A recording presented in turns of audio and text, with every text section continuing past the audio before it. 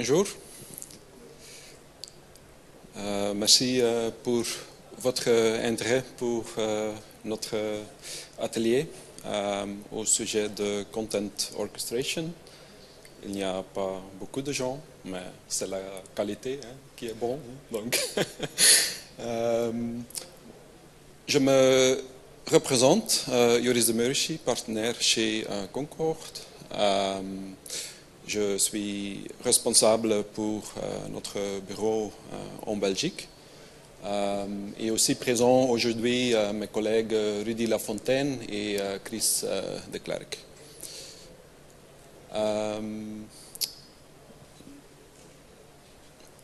Donc, à Concorde, qui sommes-nous? Nous sommes un service provider spécialisé en solutions pour la création, la gestion et la publication de contenu. Mais en fait, nous voulons bien comprendre le processus, le flux de travail, les soucis de nos clients. Nous trouvons ça très important. Nous voulons être un partenaire de nos clients, plusieurs que un fournisseur de logiciels. Nous travaillons pour différents types d'organisations, donc ça c'est aussi intéressant pour nous, parce que chaque organisation est organisée en différentes manières, avec différents flux de travail, avec différents logiciels, etc. etc. Donc, comme ça, c'est aussi intéressant pour nos clients pour partager l'expertise de notre côté avec tous ces différentes sociétés. Nos projets sont repartis dans toute l'Europe de l'Ouest. Nous avons 4 bureaux. Aux Pays-Bas, en Portugal, en Angleterre et en Belgique. Et c'est une bonne nouvelle que pendant l'année prochaine, on va aussi ouvrir un bureau en France. Quelques références aussi, vous voyez ici différents types d'organisations. Des éditeurs, des magazines, des journaux comme Rolarta Media Group ou DPG Media, des organisations gouvernementales ou des administrations comme le Parlement européen ou la police aux Pays-Bas, les marques comme par exemple Yamaha ou Warner Music ou Bavaria. Donc là, nous voyons aussi différents types de contenus, textuels pour les éditeurs juridiques, de contenus à plusieurs orientés vers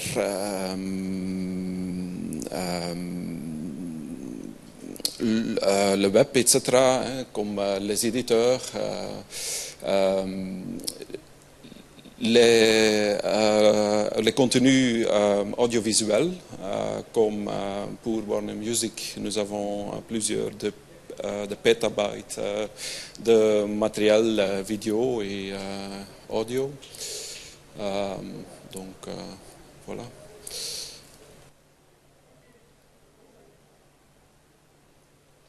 Et en fait, maintenant, je voulais passer le mot à Rudy. Je prends mon micro, merci. Merci Joris. Donc, bienvenue à tous. En préparant cette intervention, on s'est posé la question, qu'est-ce qu'on fait là? Mais pas nous, qu'est-ce que vous faites là? Qu'est-ce qu'on fait tous ici? Et finalement, le point commun qui nous rassemble dans cet événement, c'est le contenu, clairement. On a tous envie d'avoir du bon contenu, qu'il soit publié et lu. Et puis entre les deux, on met des processus et des outils. Mais c'est pas aussi simple que ça.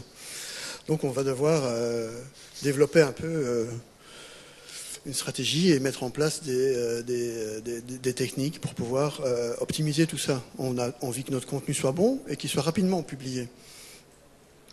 Donc les défis qu'on a aujourd'hui, c'est de trouver finalement les bons outils, les bons processus.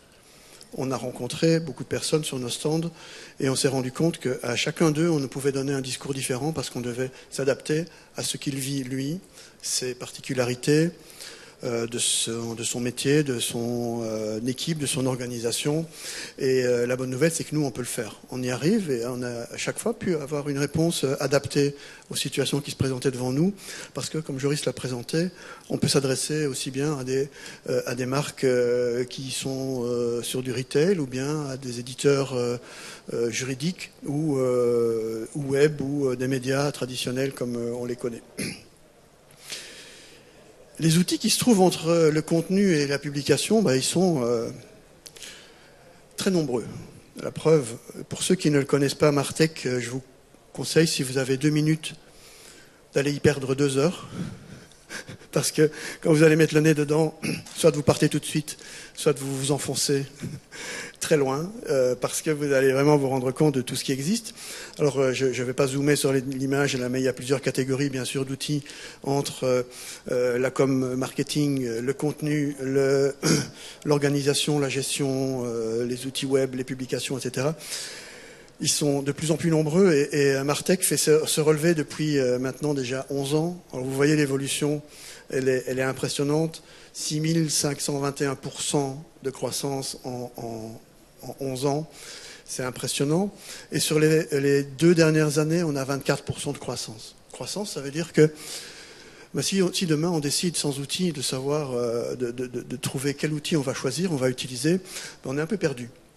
On est perdu au milieu de tout ce qu'on a déjà comme masse d'informations, celles qu'on récolte, celles qu'on a en plusieurs exemplaires, les versions 1, les versions 2, les versions 3, les versions 4, OK, et puis la version 4, OK, on connaît tous ça. Et nous, on veut se débarrasser de tout ça. Et l'outil n'y est parfois pour rien. C'est simplement parfois l'humain qu'il faut cadenasser par des workflows. Donc, chez Concorde, on va justement agencer les outils et les workflows ensemble pour sortir de cette masse d'informations qu'on peut voir illustrée ici vers un contenu orchestré, organisé. Pour ça, on va définir une stratégie d'abord. La stratégie, ça veut dire qu'on se met autour d'une table avec nos partenaires. Partenaires, c'est-à-dire qu'on ne veut pas se positionner en tant que fournisseur, mais vraiment en tant que partenaire, parce que on comprend leur métier, parce qu'on en fait partie. Aussi bien Joris que vous pourrez rencontrer à notre stand, Joris qui est là, pardon, que Chris à notre stand ou que moi-même, on a pratiqué ces métiers, on est du terrain. Donc on a une compréhension des difficultés que vous pouvez rencontrer. Et donc avant tout, on doit définir le chemin qu'on veut faire. La partie de l'inconnu entre maintenant ce qu'on est, ce qu'on fait, comment on le fait, pourquoi on le fait, aussi pourquoi on le fait comme ça, vers une destination qu'on définit ensemble, et ça c'est ce qui s'appelle la stratégie. On va dire voilà ce qu'on veut faire, voilà comment on voudrait améliorer, et ce qu'on veut faire dans X temps, X mois, X années, ce qu'on voudrait devenir. On veut améliorer certaines choses. Donc si les objectifs ne sont pas définis par une stratégie, on navigue à vue, et naviguer à vue, ça ne change pas forcément grand-chose à la situation. Donc orchestrer le contenu, qu'est-ce que ça veut dire? C'est une approche qui va permettre de créer de la valeur, de valoriser le contenu qu'on a, qu'on reçoit, celui qu'on génère nous-mêmes ou bien qu'on reçoit d'autres personnes, tout en augmentant l'efficacité et la productivité. Tout ça, c'est en optimisant le fameux triangle infernal des personnes, des outils et des processus qui les relient. C'est important qu'on utilise le bon outil. Parfois, on a le bon outil, on ne l'utilise pas bien, ou parfois, on a une bonne méthode, mais on ne trouve pas le bon outil pour le faire. Heureusement, on a quand même parfois la correspondance des deux, le bon outil, les bonnes méthodes, mais on ne se rend pas compte qu'on peut faire encore mieux avec ça. C'est-à-dire que nous, quand on va observer, on va pouvoir se rendre compte que les gens, machinalement, ils pensent utiliser le bon outil, et ils le font, mais ils ne savent pas qu'ils peuvent se débarrasser de certaines routines, de certaines petites choses qui sont chronophages, ou bien juste qui peuvent être améliorées parce qu'on peut en améliorer l'efficacité ou la fiabilité. Voilà ce que ça représente en schéma. On a des inputs de toutes sortes de contenus. Toutes sortes, ça veut vraiment dire tous les inputs possibles de textes, d'images, de vidéos, de sons, de podcasts. Et il y a deux parties prenantes. Enfin, il y a beaucoup de parties prenantes, mais dans deux côtés, on va dire l'interne et l'externe. En interne, on a des auteurs, des designers, les directeurs artistiques, les traducteurs, correcteurs, etc. Et on peut les retrouver aussi en face. En face, ça veut dire à l'extérieur. Que ce soit à nouveau des auteurs, des freelances qui collaborent, ou bien des designers ou des traducteurs à nouveau et des correcteurs externes, et les photographes qui ne sont pas inclus dans ce schéma. Tous ces gens font un peu le bruit, chacun avec son instrument qu'on veut orchestrer dans ce schéma. Pour après avoir créé, après avoir géré, managé et validé, on peut distribuer sur des canaux qui sont préétablis lors de la stratégie également. Voilà vers quoi on veut aller. Les canaux, on les décide pas à ce moment-là, ils sont décidés bien avant, et donc on va pouvoir à cette étape du cycle de contenu, on va pouvoir les publier vers différents canaux. Ce qui est bien, c'est que tout le monde peut travailler, chacun à des moments et à des lieux différents. Et les cycles de vie des contenus peuvent aussi être indépendants. C'est le pouvoir justement de ces solutions qu'on amène pour arriver à une harmonie finalement, puisque chacun joue sa musique dans son coin, ça fait beaucoup de bruit, mais quand c'est orchestré, ça devient un peu plus harmonieux grâce au chef d'orchestre que nous ne sommes pas. Mais le chef d'orchestre, c'est le contenu qui a été organisé, ce sont les workflows et les outils qui sont eux en harmonie. Alors comment on va réaliser ça ? On le fait principalement en 3 étapes. La première, c'est qu'on a besoin de savoir ce qui se passe, de comprendre sur le terrain ce que vous faites, comment vous travaillez, quelles sont les méthodes, les outils que vous utilisez, les délais. Et quand on a observé tout ça, on peut comprendre et créer une feuille de route, c'est-à-dire une destination vers laquelle on veut aller avec des objectifs réalisables. La deuxième phase, c'est qu'on va commencer à implémenter tout ça avec souvent un quick win. On va très vite mettre quelque chose en place qui va être un gros changement. Et puis après, affiner ces petits réglages qui permettront d'optimiser et d'arriver à une stabilité. La troisième phase, c'est quand la stabilité est là, on va encore améliorer pour arriver de préférence à la perfection ou l'excellence, qu'on n'atteint bien sûr jamais puisque c'est un cycle éternel. On peut continuer sans arrêt à améliorer, mais en tout cas, on veut rendre tout ça le plus automatique possible et le plus proche de la perfection possible pour éviter les erreurs, les fatigues, les sources qui pourraient être polluantes. Dans ces 3 phases, il y a 4 axes qu'on garde en tête. Le premier, c'est qu'on a un point central pour la gestion du contenu. Le point central, c'est le Content Station. C'est l'endroit où on va voir, c'est un tableau de bord qui permettra de gérer l'ensemble de notre contenu, de l'input jusqu'à l'étape de chacun des contenus. C'est vraiment un endroit où chacun va voir ce qui le concerne lui, et de préférence pas ce qui concerne les autres, puisqu'on est noyé ou pollué dans les masses d'informations et de contenus qu'on peut voir. Donc on est dans un point central et on ne voit normalement que ce qui nous concerne ou ce qu'on a envie de voir. Le deuxième axe, c'est les intégrations. Donc quand on a défini ce point de départ qu'est le tableau de bord central, on va intégrer les sources d'arrivage des contenus et aussi les destinations, les canaux prédéfinis de publication qui peuvent être du web, de l'application, du blog ou même du print. Donc on peut très bien partir vers tous ces canaux-là en même temps ou à des moments différents. Le troisième axe va concerner l'intelligence artificielle et l'automatisation. On va essayer d'améliorer tout ce qui peut être source d'erreur, tout ce qui est répétition, tout ce qui peut être des petites routines répétitives qu'on peut automatiser. On va gagner du temps et on verra après une illustration sur ce que ça peut être l'automatisation et l'intelligence artificielle dans cette automatisation. Et puis le quatrième point, c'est qu'il faut orchestrer tout ça, c'est-à-dire mettre ensemble tous ces acteurs en musique pour qu'on puisse partir d'un point central du contenu, mais de manière neutre. C'est-à-dire que le point central n'a pas encore dans ses définitions la destination finale. Donc on neutralise en disant, on définit ce que c'est un titre, une photo, une vidéo, des différents conteneurs. Les conteneurs qu'on va définir vont permettre de définir après où ça va se placer dans les canaux d'export qu'on aura prédéfinis. C'est ce qu'on appelle la production en channel neutral. Je vous montre tout ça dans une petite vidéo pour voir à quoi ça You need to ressemble. create content fast and for multiple channels. But keeping up with demand can be a challenge. You want to profit from scaling content production, but can't afford to scale up your staff. Woodwing Studio is the answer. It lets you streamline your content production into a single workflow, where staff can work together on channel-neutral content before routing it to predefined templates for digital and print media. Templates are auto-populated with your text, images, and multimedia assets, so you can create digital and print variants of the same story in minutes. Templates and tools mean content is optimized to look perfect, whatever the platform. The result? Streamlined staffing and seamless collaboration. Time-saving automations and faster time to market, which means you can create quality content at scale with the staff you already have. Ready to publish your content faster? Go to woodwing.com to learn more about Woodwing Studio.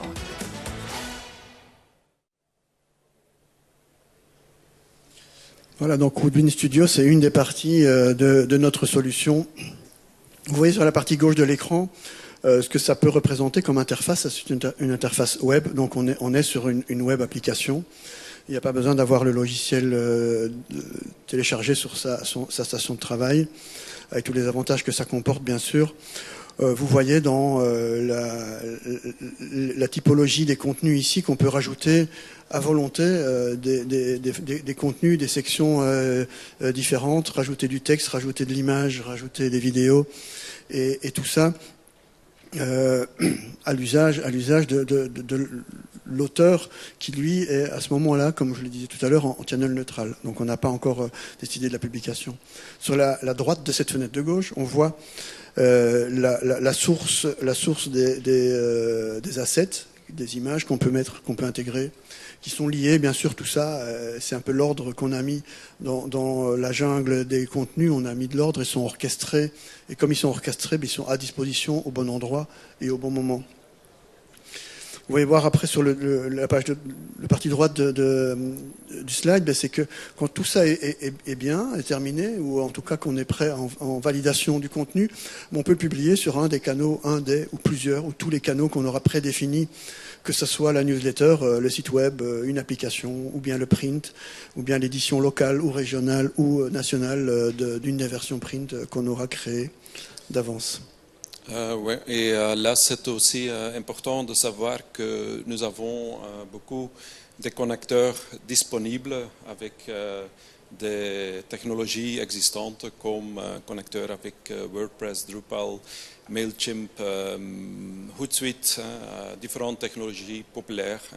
Donc pour ça c'est facile aussi pour nos clients pour utiliser ces connexions qui sont mises déjà en place en fait.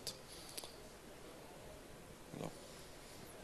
Donc après cette base de travail, on va rajouter la couche de l'automatisation et de l'intelligence artificielle qui peut prendre de très nombreuses formes. Ça peut être simplement de l'amélioration d'images, du détourage automatique des images, ou bien de l'indexation de contenu texte dans une vidéo qui peut être préparé pour faire de la traduction ou bien pour de l'indexation de contenu, ou de la création de contenu dynamique sur base de data.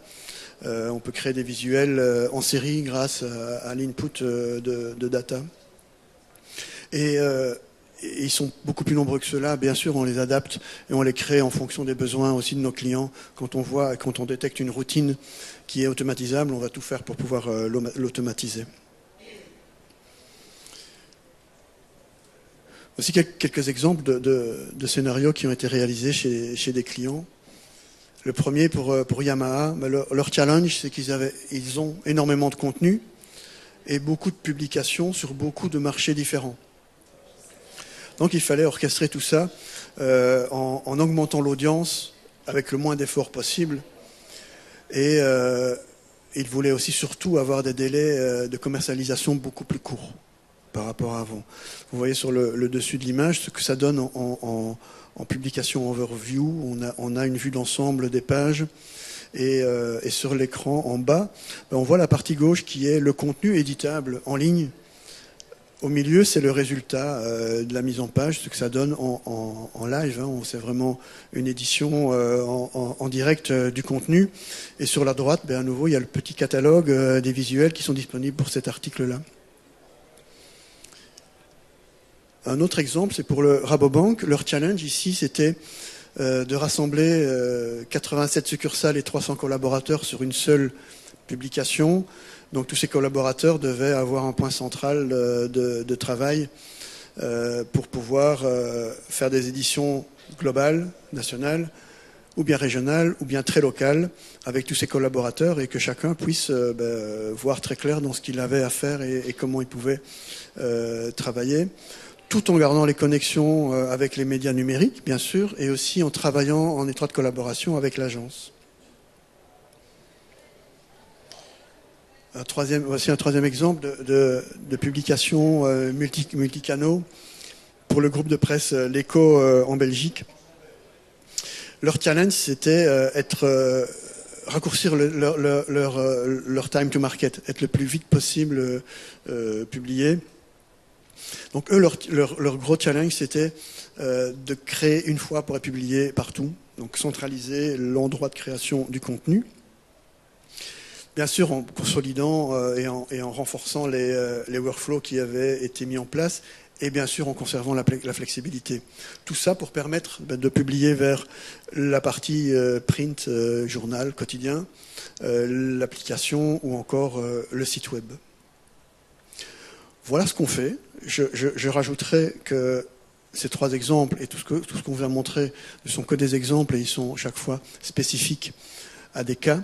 Les personnes qu'on a rencontrées sur nos stands avaient chaque fois des situations différentes auxquelles on pouvait répondre. On a rencontré des gens qui ne faisaient que gérer les images. On en a d'autres qui avaient une petite équipe et qui travaillent pas du tout dans le même bureau.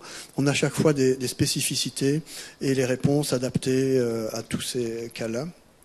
Pour pouvoir en discuter plus longuement, mais je vous propose, si vous êtes intéressé bien sûr de poursuivre la discussion, de nous rencontrer au stand 45. On est tous là encore jusqu'à la fin d'après-midi. Si vous n'avez plus le temps de le faire aujourd'hui, vous pouvez scanner le QR code qui est ici pour prendre un rendez-vous avec nous dans les prochaines semaines. Le QR code est également à l'entrée de la salle ou à la sortie de la salle, suivant comment on se tourne.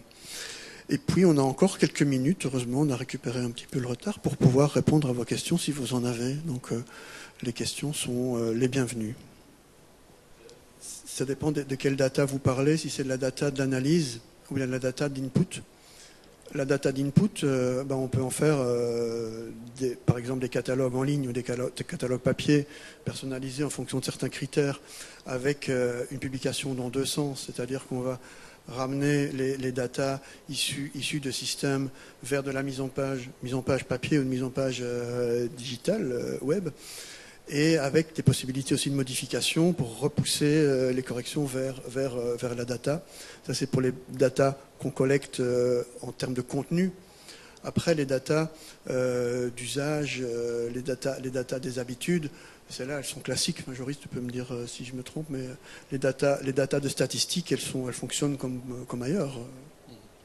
On n'en fait pas d'usage, ou alors on les récolte, mais on va dire qu'elles font partie de quelque chose qui peut rentrer, mais c'est de l'observation, de l'optimisation des résultats et des indicateurs qu'on pourrait donner. Donc effectivement, on pourrait dire, ça pourrait devenir une source pour dire si autant de lecteurs sont passés, alors avoir des comportements conditionnels d'un contenu, ça pourrait être du contenu conditionnel jusqu'à un certain nombre d'audiences, tout ça, ça pourrait être, à nouveau, c'est des chiffres qu'on va chercher, on les met dans un moteur, dans une routine, et puis on fait changer de comportement. Mais ça, c'est vraiment spécifique, je pense. C'est faisable, mais l'usage doit être réfléchi en fonction d'un cas particulier.